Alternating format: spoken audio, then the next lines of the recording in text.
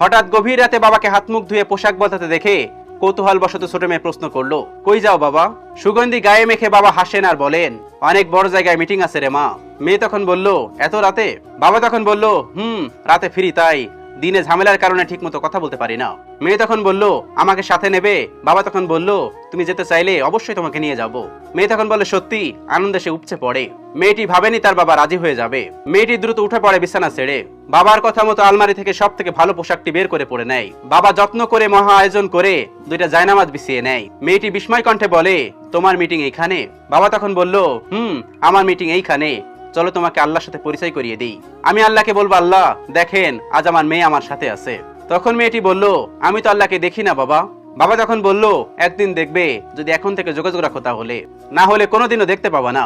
উনি হলেন সবচেয়ে বড়, সবচেয়ে মহান। এই যে আমাদের যা কিছু দেখছো, সবকিছুই উনি দিয়েছেন। আমাকে তোমার মতো